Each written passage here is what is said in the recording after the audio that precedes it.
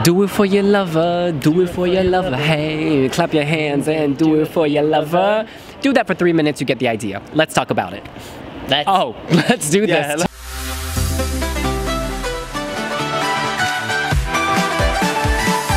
Yes, Spain's Manel Navarro brought that funky rhythm, that sunshine sound to Eurovision 2017 today for his first rehearsal. And I've got to say, the visual is stunning. I think that it's really, really gorgeous. It reminds me of, we had this thing in America called Hawaiian Punch. It reminds me of the label. It's very Tropicana, very Hawaiian tropic suntan lotion. Like, there's just these very kind of beachy images. It's very bright, very happy. Much prefer these colors in this staging to Spain. It makes Spain's competition look really cheap. This looks expensive, very slick, very sleek, and he, of course, is in his tropical shirt looking good. At one point, he showed us a bit of nipple, and I don't think people minded. He does it very well. There are surfboards in the background.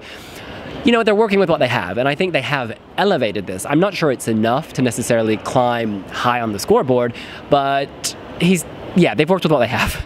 Not to raise the specter of Objectivo Eurovision again, but this staging could have worked for Mirella as well. True. It's very summery. They're on the beach, there's lots of palm trees, there's old VW camper vans in the background. He's got 3 hunky backing singers, 4 possibly. They're all wearing those ratty shirts, but somehow it doesn't look as bad on them. They kind of fill it out well.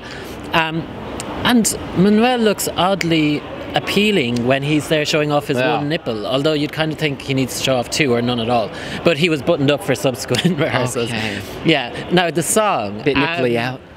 The song is a bit kind of a mixture between Jason Mraz, Bruno Mars, and it's not really elevated a whole lot. People weren't paying attention to it here.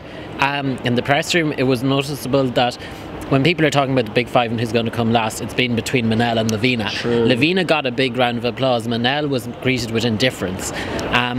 So I don't think it's helpful for him. And also the camera work wasn't that great. And there was at one point where we were like, even the cameramen have stopped paying attention because they kind of just were sitting in the pit. And it was like, sometimes there's brief little mistakes, but they sat in the pit for several seconds looking at Manel's feet. And lovely feet they are. I mean, it's literally, just thinking about it is putting me back to sleep, it feels like. It's just dull. I mean, come on. Like, you could do something a bit more interesting. Have them in surf shorts, maybe. That would wake me up. But, I mean, my favourite thing is, and it says a lot about this performance, in that the first shot, it's like him and his backing singers and the band kind of stood against like a moonlit backdrop, and then one of them legs it off screen almost, and then it comes into light and he realises he's had to run to the drums. Like, that's not good staging. That is the exact opposite of what you should do. Have him there in the first place. Don't make it weird like, oh, where's he off to? That held my interest, not Manel. He sounded okay, but you know, at some point you have to admit, like, this is a song that is 3 minutes that feels like an age, and there are times when I like it, but now, having heard it so many times, I'm just so completely over it, really. Listen, people love this kind of music when they are drunk, because you think of the beach, you think of the pina colada, and this has that beachy pina colada feel, and during Eurovision people drink. So yeah, people might like this on the night. I think he looks great. I think his skin tone works really well with the colors on the LED backdrop. The song has never been my favorite, but he's very likable. People who don't know all this Euro drama, blah, blah, blah, they're not going to think about that. They're just going to say, wow, Spain has some pretty cool, you know, LED screens. It feels Iberian.